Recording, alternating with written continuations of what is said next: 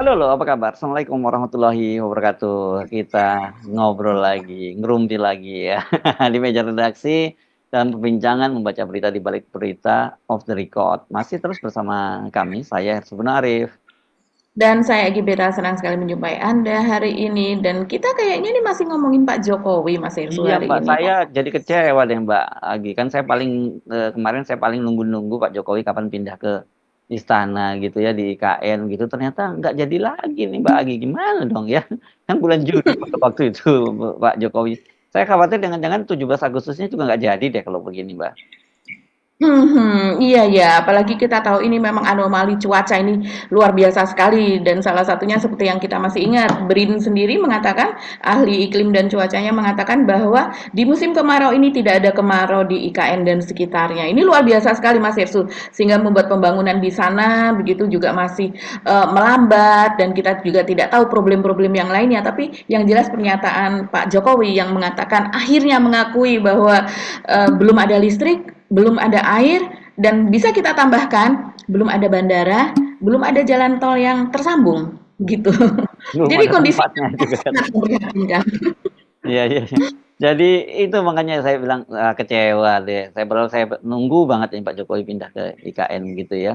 Jadi artinya Hmm. menteri-menteri pun juga belum tuh dari sampai sekarang kan bahkan udah terlampaui ya kalau batas batas waktunya para menteri pindah ya. Ada yang sempat bulan Juli kan tadinya mundur lagi bulan Juli. Nah Pak Jokowi juga bulan Juli belum diralat tapi nggak jadi. Oke, itu soal topik yang akan kita bicarakan. Terus kemudian perkembangan apa lagi Mbak Agi selain soal IKN ini yang rame perlu kita bahas. Ya, selain mungkin soal pilkada ini Mas Hersu ya, dan masih bersangkutan dengan anak-anak Pak Jokowi Yes. begitu. Jadi selain kemarin itu Kaisang ke DPP PKS begitu ya, bertemu dengan jajaran PKS. Apa yang terjadi di balik itu? Dan juga kemudian menyambung kepada pernyataan Puan yang sebelumnya bahwa Kaisang itu masuk ke dalam radar PDIP untuk pilgub di Jawa Tengah begitu ya, untuk dipasangkan dengan pasangan PDIP walaupun belum tahu pasangan PDIP itu siapa begitu, atau malah justru Kaisang yang akan diusung kita belum tahu. Tapi yang jelas ini ada pernyataan dari Gibran gitu yang menyarankan agar Kaisang itu menemui Mbak Puan begitu, karena mendapatkan lampu hijau dari Mbak Puan. Ini juga menarik karena rupanya juga para lembaga survei ini terus bekerja ya Mas Hersu untuk Ya, mengangkat elektabilitas. gila-gilaan ini digelontorin habis untuk Jawa Tengah ini. Tapi sebenarnya partai-partai politik sekarang udah mulai paham kan. Ini dulu kalau kita ingat kan, terutama PDIP itu pernah jadi korban tuh dulu Ibu Megawati ya pada Pilpres 2014 ya. Kudunya kan Ibu Megawati yang maju, tapi karena digerilya habis oleh lembaga survei, akhirnya tiket diserahkan pada Pak Jokowi kan begitu. Harusnya saya kira PDIP harusnya sudah hafal lah pola-pola semacam itu. Tetapi yang Betul. perlu kita ingatkan kan kalau kemarin-kemarin terakhir-terakhir ini lembaga survei itu kemudian di backup oleh kekuasaan kan artinya eh, hasil survei mereka menjadi terbukti karena Pak Jokowi menggunakan berbagai macam cara untuk memenangkan itu dengan mengerahkan sumber daya kekuasaan kan itu yang terjadi ya Mbak Agi ya. Iya betul, apalagi kita sering melihat sosok-sosok para petinggi lembaga survei, para pemilik lembaga survei itu ikut Pak Jokowi kemana-mana kan Mas Hersu, Ya. gitu kan.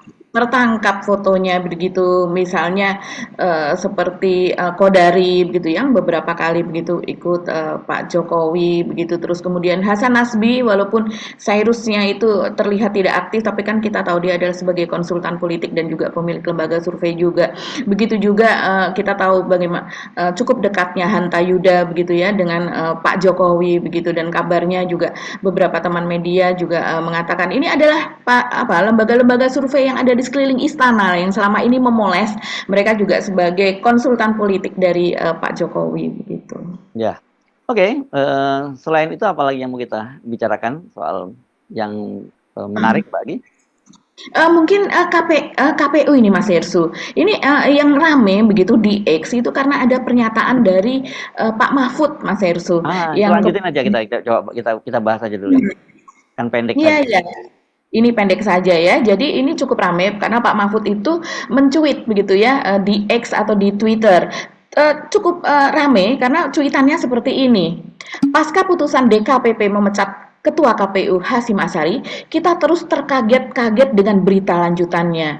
Info dari obrolan sumber podcast Abraham Samad Speak Up, jadi podcast dari Pak Abraham Samad, ini mantan Ketua KPK, setiap komisioner KPU sekarang memakai 3 mobil dinas yang mewah.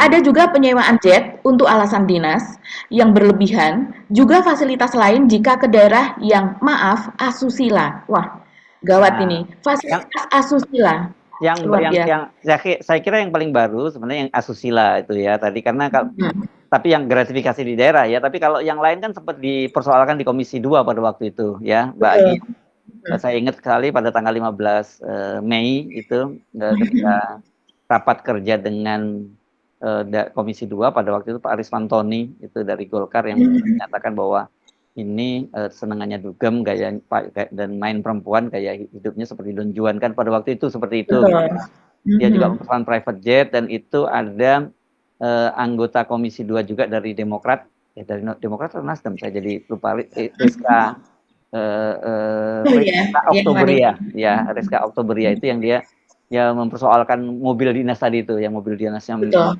mewah terus kemudian juga rumah dinasnya sudah rumah dinasnya disiapkan tapi mereka masih meminta lagi tinggal di apartemen kan gitu itu memang gaya hidupnya gaya hidup kelas tinggi jadi saya membaca media kan mempertanyakan ini kenapa kok gajinya cuma 43 juta bisa bergaya hidup mewah itu kan hanya gaji saja belum fasilitas-fasilitas lain yang luar biasa belum lagi itu kalau mereka kunjungan-kunjungan ke daerah dan kunjungan-kunjungan ke luar negeri itu kan semua SPJ semua itu jadi ratusan juta penghasilannya itu setiap bulan bukan Iya. 43 juta itu hanya gaji pokok saja itu belum fasilitas-fasilitas lain gitu. Iya, kalau kita melihat apa yang terungkap di, persidangan dari Ketua KPU Hasyim Asyari kemarin kan pada saat tanggal 3 Oktober tahun 2023 ketika dia meminta itu, CAT untuk datang ke kamarnya, kan dilukiskan bahwa mereka itu bertemu di ruang tamu. Jadi kita bisa bayangkan kalau sebuah hotel di Presiden Eropa suite ini ya kalau gini presiden mungkin suite ini ya. presiden suite, Hmm. ya mungkin ini presiden suite gitu ya. Dan sehingga ada ruang tamu biasanya, kemudian ada juga ruang makan tersendiri dan kemudian baru ada kamar tidur begitu. Jadi ini memang luar biasa memang fasilitas karena mereka ini adalah para petinggi negara yang sebenarnya amanahnya itu bagus ya Mas Ersu yang tersirat di dalam peraturannya mereka supaya mereka nyaman, mereka tidak sakit, mereka tidak stres, mereka bisa melaksanakan tugasnya dengan Nggak sebaik mungkin. tergoda dengan macam-macam Betul. gitu. Iya, karena semua fasilitas sudah ada, jadi tidak ingin korupsi lagi, tapi ternyata malah gratifikasi dan sebagainya begitu ya yang mereka terima begitu. Dan ini kata masih menyambung pernyataan dari Pak Mahfud MD, sehingga dia mengatakan DPR dan pemerintah perlu bertindak, tidak diam. Secara umum KPU kini tak layak menjadi penyelenggara pilkada yang sangat penting bagi masa depan Indonesia. Pergantian semua komisioner KPU perlu dipertimbangkan tanpa harus menunda pilkada November mendatang. Juga tanpa harus membatalkan hasil pemilu yang sudah selesai diputus atau dikonfirmasi oleh MK. Pilpres dan Pileg 2024 sebagai hasil kerja KPU sekarang sudah selesai, sah dan mengikat. Jadi ini sesuatu yang ditawarkan oleh Pak Mahfud sebagai beliau juga pakar hukum begitu Mas Ersu, mantan menteri koordinator juga begitu, tapi ini kemudian ada jawaban dari Pak Jokowi ini kan ditanyakan juga kepada Pak Jokowi pernyataan ini Mas Hersu dan Pak Jokowi mengatakan bahwa kemarin yang dilakukan oleh KPU itu sudah sukses menyelenggarakan Pilpres begitu ya Mas Hersu dan kemudian itu tidak perlu dipermasalahkan lagi. Ya, Ini rame ini di kalau medsos. dipermasalahkan kan berarti kan keabsahan pemilihnya Gibran. Itu kan Iya, masalahnya. betul. Jadi kalau diganggu gugat soal itu dan saya kira sebenarnya itu pernyataan Pak Mahfud strategis karena Pak Mahfud ingin memberikan pesan juga pada Pak Prabowo itu saya kira Ya. yang tak akan diganggu gugat soal keabsahan kamu tapi ganti ini para komisioner itu kan gitu ini bargaining politik lah dari Pak Betul. Mahfud jadi kalau nggak mungkin dia serang semuanya begitu dan dia lihat titik lemahnya itu di KPU tapi saya kira sebenarnya gini percuma kalau menurut saya kalau toh diganti lagi karena kemudian nanti siapa yang jadi ketua tim panselnya dan kemudian ini kan kita sejak awal tahu waktu itu ketua tim panselnya Yuri Adiantoro kan itu kan dia Ya. adalah staf khususnya deputy ya di KSP ya kan gitu Ya. dan dia juga Mhm. pernah jadi pengurus PBNU juga kan begitu ya Yuri Adiantoro itu dan dari situ nanti kemudian persoalannya di DPR ini proses fit and propernya di DPR itu kan pasti itu kepentingan politik di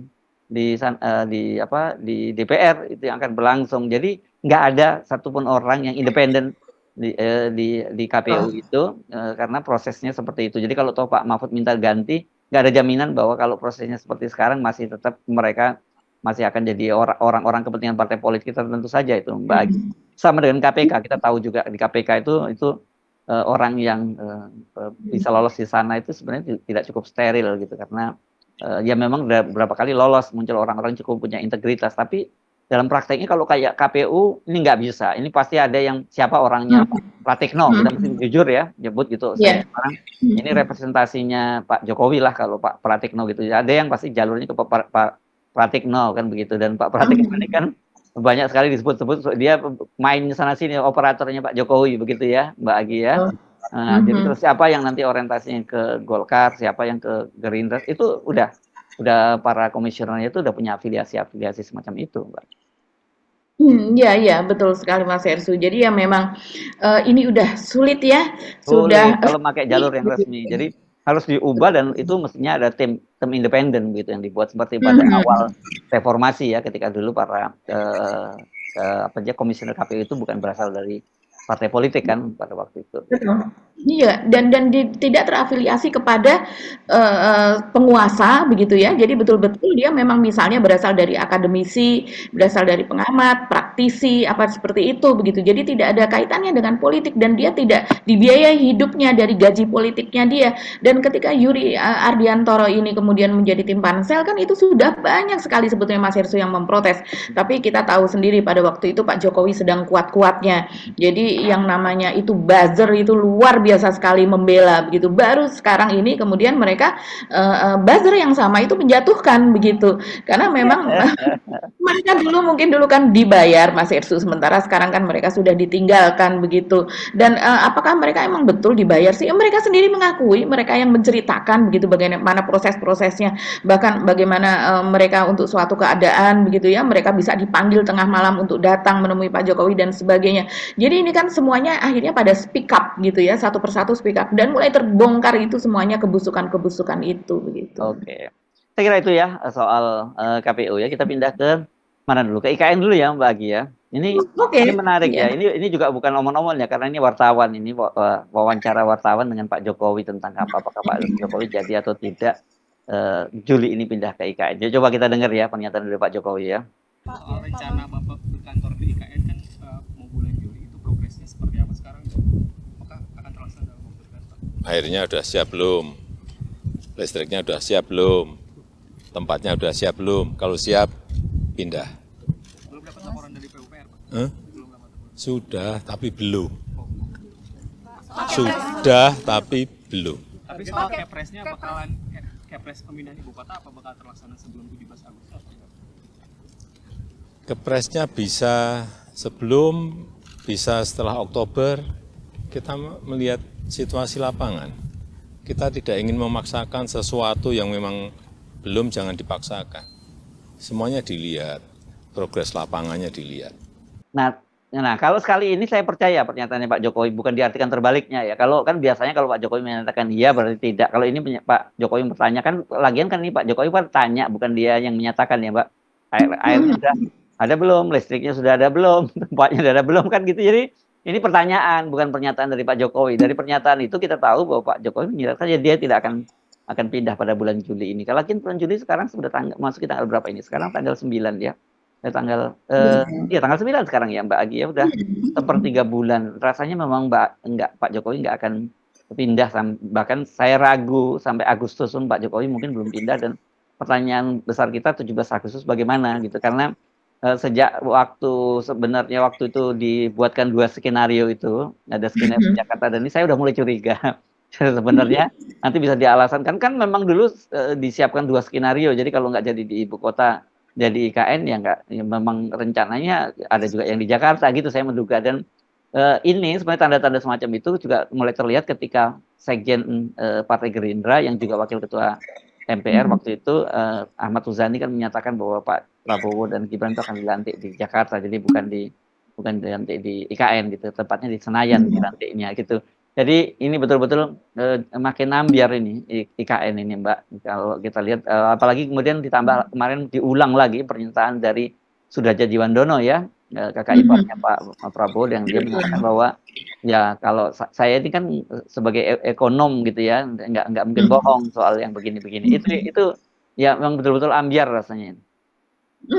Ini memang ambiar betul Mas Hersu ya, karena memang jadwal ini kan sudah mepet sekali. Sekarang sudah tanggal 9, besok tanggal 10. Sementara kalau berdasarkan rencana dari pemerintah dan ini beberapa kali dinyatakan, pada tanggal 10 Agustus itu semua pekerjaan proyek dihentikan, yaitu karena supaya memberikan kesempatan untuk persiapan 17 Agustus. Jadi selama 1 pekan itu betul-betul persiapan. Mungkin mereka untuk landscape-nya begitu Mas Hersu, dan kita tahu yang namanya Pak Jokowi itu kalau sesuatu yang spektakuler itu kan ingin dibuat seperti apa begitu ya. Jadi tapi saya nggak tahu kalau listrik belum masuk itu kemudian akan ngambil listrik dari mana ya?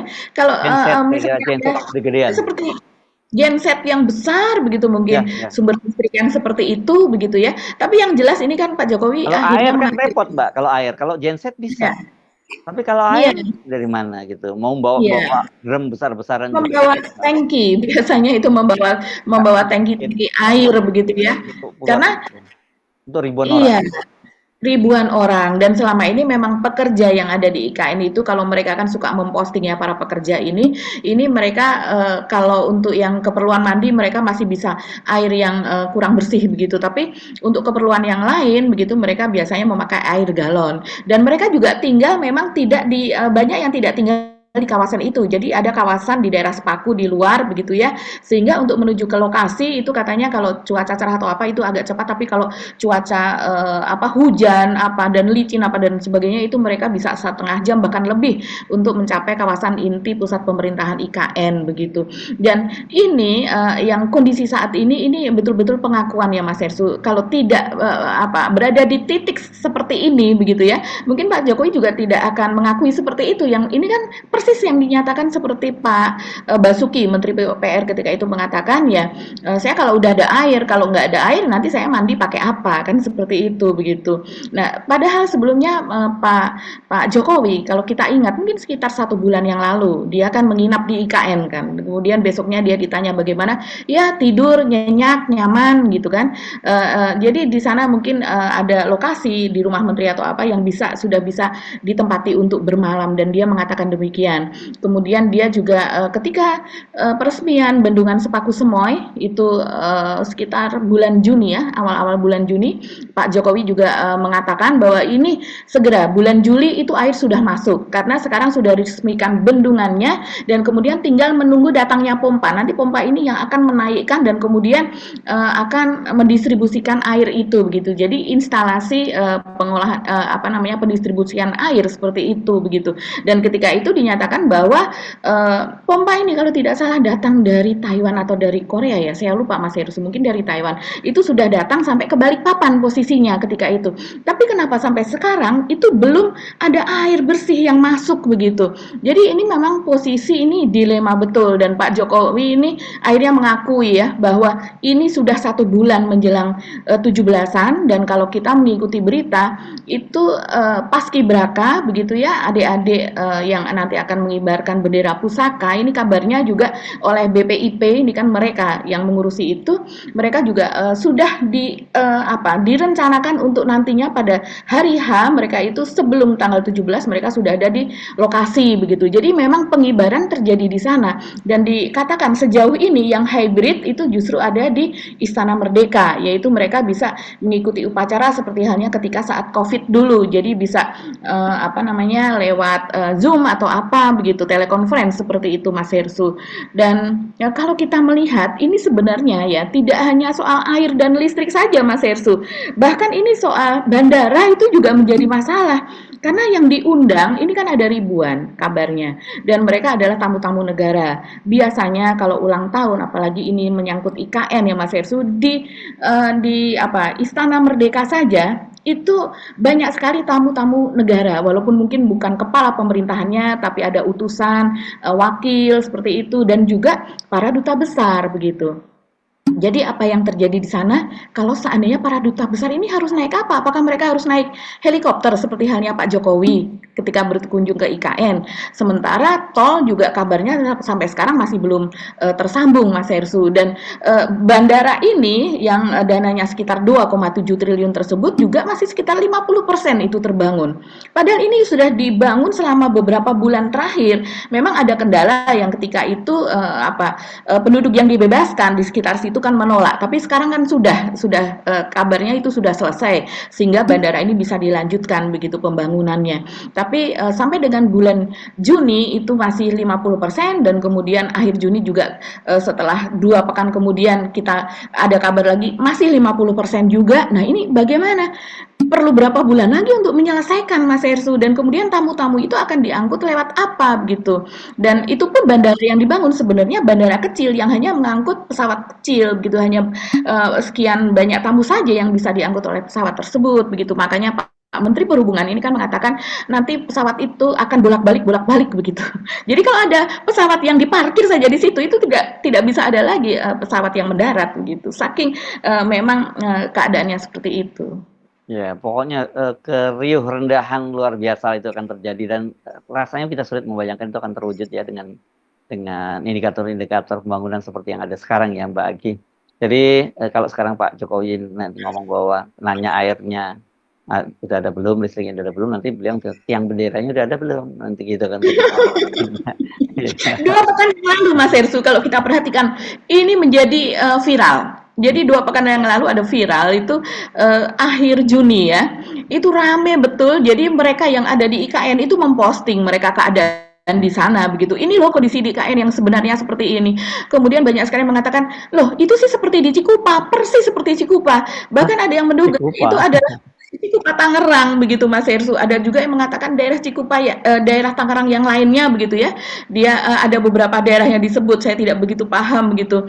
Tapi itu kemudian menjadi trending topik begitu, menjadi viral dan banyak juga yang mengatakan bahwa itu sepertinya hoax deh.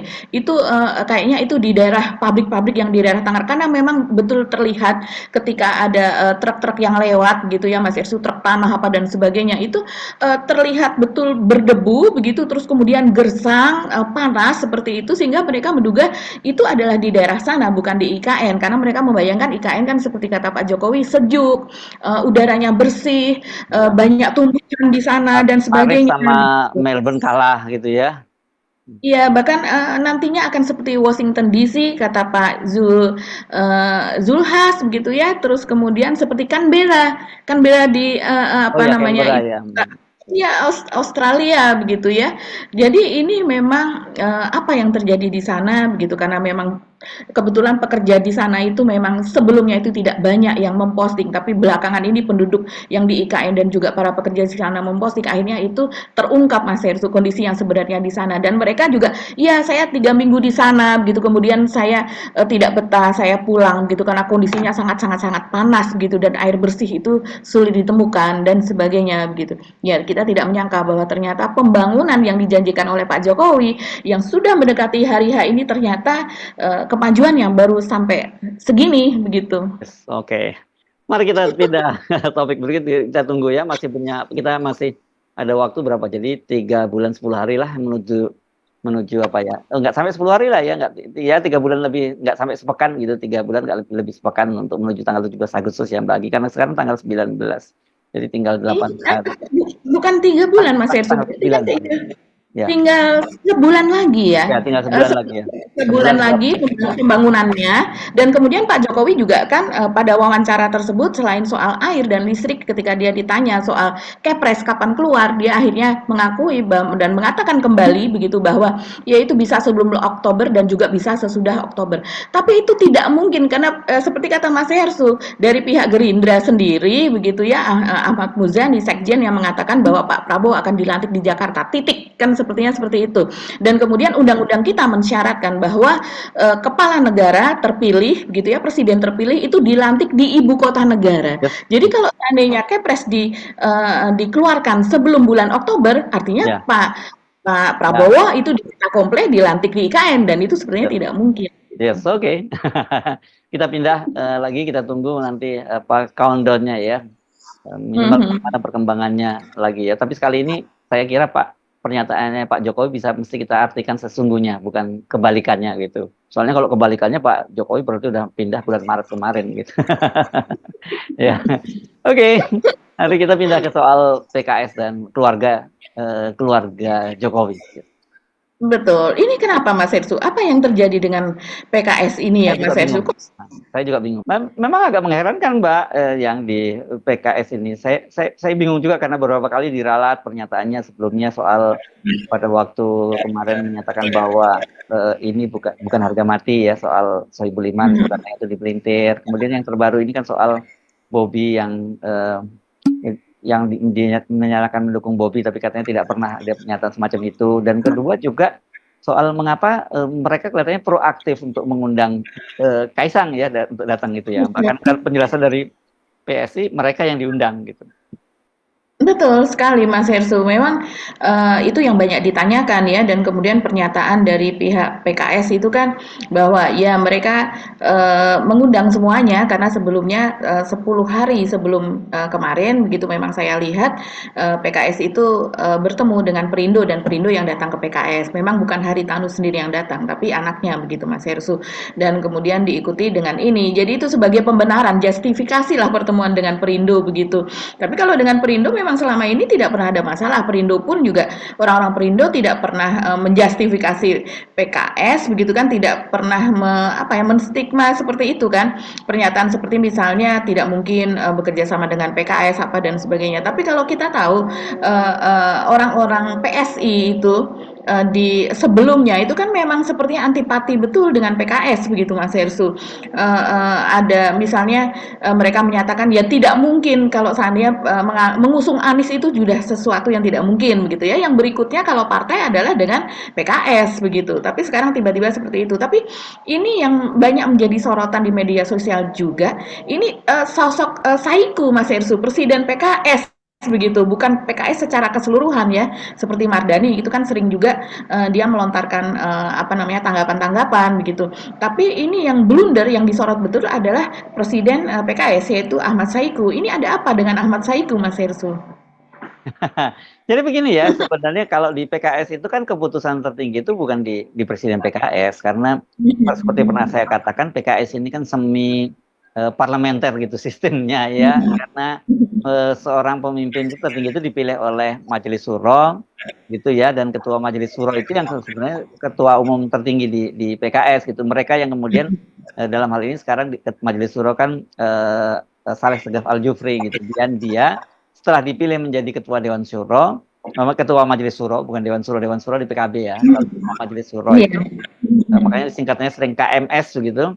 Ya mereka ini dia ini kemudian menunjuk presiden, kemudian siapa yang jadi sekjen, dan kemudian juga pengurus dan bendahara umum. Jadi semacam pengurus hariannya itu ditunjuk oleh ketua Majelis Syuro begitu, dan keputusan-keputusan soal siapa yang diusung dan sebagainya itu diputuskan dalam DPTP atau Dewan Pimpinan Tingkat Pusat gitu ya, yang itu terdiri dari gabungan dari tadi itu gabungan DPP, gabungan dan ada 3 lembaga lah di situ.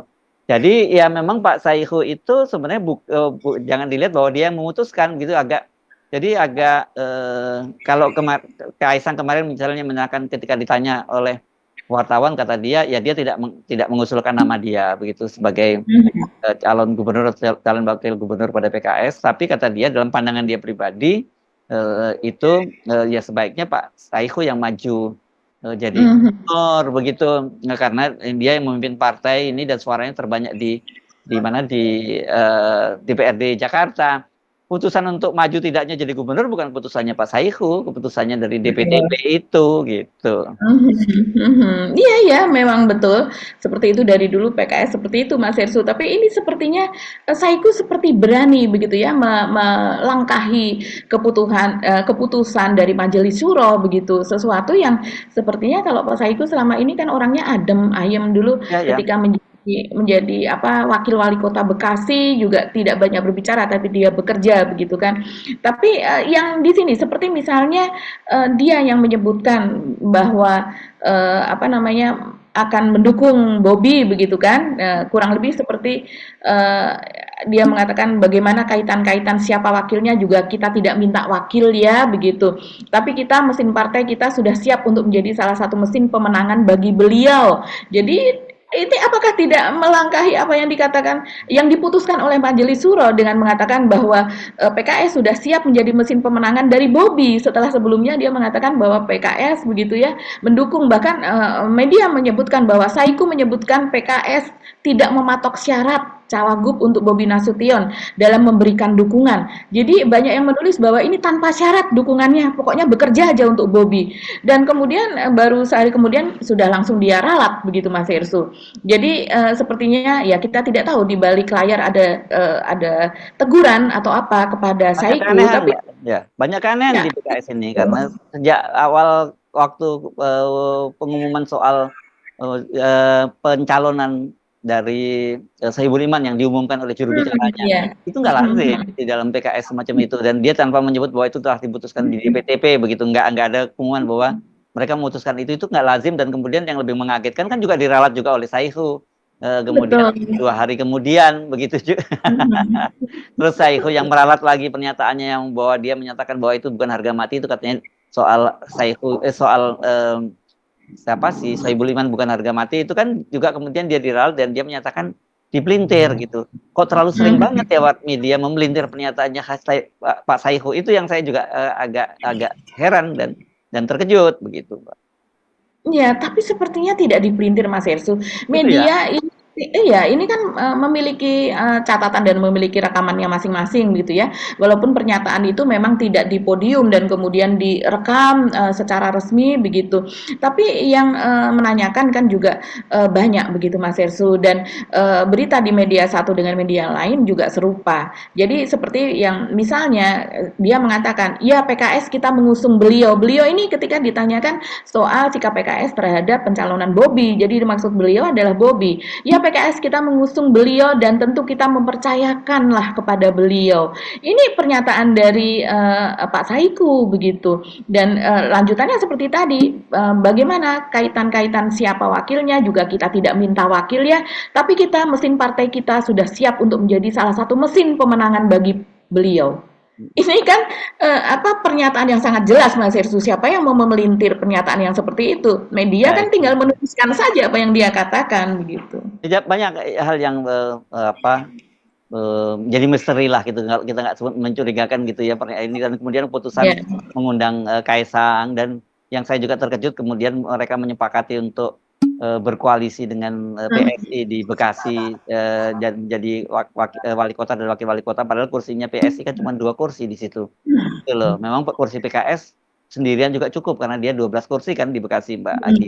Iya, Bekasi kuat betul. Ya, tapi kan kita tahu bahwa pendukungnya PKS itu pasti semua anti dengan dinasti Jokowi kan begitu kan. Kalau kemudian mereka berpasangan dengan mengusung wakil wali kotanya dari PSI, apa enggak ini jadi blunder gitu, enggak malah potensi ini jadi black campaign itu buat calon itu, karena saya kira dengan mudahnya para kader maupun simpatisan dari PKS pasti akan menolak pasangan itu ketika dipasangkan dengan PSI gitu. Betul sekali Mas Hersu. Jadi ini kan yang bergejolak di bawah. Mereka terheran-heran Mas Hersu. Ini di WA ini sudah ribut sekali begitu. Terus akhirnya mereka yang mendukung PKS ini malah mereka jadinya, saya tahu orang PKS begini begitu. Saya jadinya terheran-heran apakah selama ini karena mendukung kemudian ditutupi dan akhirnya sekarang karena jengkel akhirnya diungkap begitu ya di ruang publik, walaupun terbatas tapi ruang publik, karena anggota apalagi sebuah WA grup WA politik itu kan isinya ratusan dan orang-orang yang sangat aktif juga mereka selain di WA juga di media sosial begitu. Ini ramai betul Mas Irsu, apalagi kemudian ada doa juga gitu ya, walaupun itu kesannya basa-basi tapi kan bisa saja itu tidak diucapkan begitu ya, basa-basi untuk konteks yang lain, tidak perlu misalnya doa sekjen untuk Kaisang itu maksudnya. Iya, doa Ya, ya. Begitu doa untuk menjadi cagup sukses untuk di Jakarta maupun di Jawa Tengah begitu kan, untuk kedepannya seperti itu rupanya kalau bagi pendukung atau konstituen dari PKS ternyata cukup menyakitkan doa seperti itu saja Mas Hersu. Iya. Karena memang, Ini walaupun kalau saya melihatnya konteksnya ini adalah diplomatis begitu ya, tapi ya. mereka mengatakan seharusnya tidak perlu diucapkan begitu karena Iya, itu tidak betul. sesuai.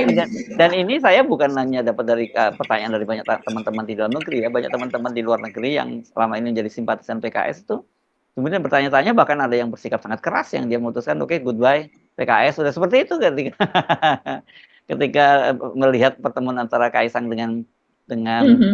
PKS itu. Dan apalagi kan kalau kita lihat sambutannya memang beda banget ya, seperti Anda katakan tadi ketika menyambut dari Perindo dengan menyambut Kaisang beda banget lah gitu ya. Mhm, Tetap saja mhm, menunjukkan mhm. auranya ini aura anak presiden lah. Betul betul. Kalau kita melihat, gambar tidak hanya gambar dari pihak PKS sendiri ya, karena kemarin kan memang juga disiarkan secara langsung, tapi banyak juga wartawan dan juga kalau sekarang ini banyak sekali YouTuber Mas Hersu. Mereka bukan wartawan, tapi mereka memiliki kanal begitu ya, yang hampir setiap hari itu mengupload peristiwa-peristiwa politik dan mereka sangat aktif pergi ke sana ke sini begitu, memotret apa yang dilakukan oleh para politikus kita. Dan, saya melihat itu, rekaman-rekamannya begitu dari sudut pandang atau angle yang lain itu memang terlihat lebih greget gitu ya, terlihat lebih hangat dan ini ada seseorang yang penting yang akan datang begitu kan, ketika disambut di luar begitu. Dan saya bandingkan dengan ketika dari Perindo begitu yang datang petinggi Perindo, ya itu seperti sewajarnya saja begitu pertemuan antara partai dengan partai tidak terlihat ada sesuatu yang betul-betul istimewa begitu.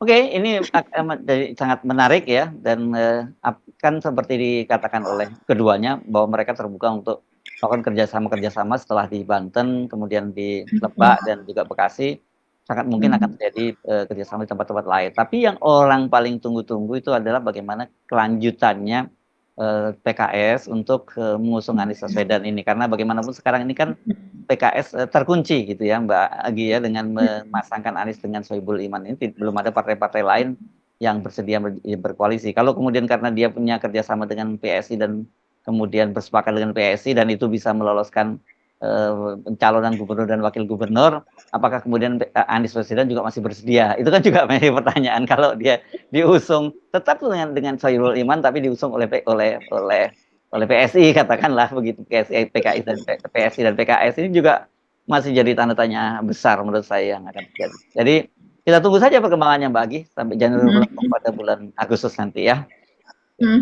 Oke, iya ya, kita tunggu Verso. Yes, baik, terima kasih Mbak Agi. Kita ketemu lagi ya, insya Allah besok. Kami mohon pamit, sampai ketemu lagi. Assalamualaikum warahmatullahi wabarakatuh. Waalaikumsalam warahmatullahi wabarakatuh.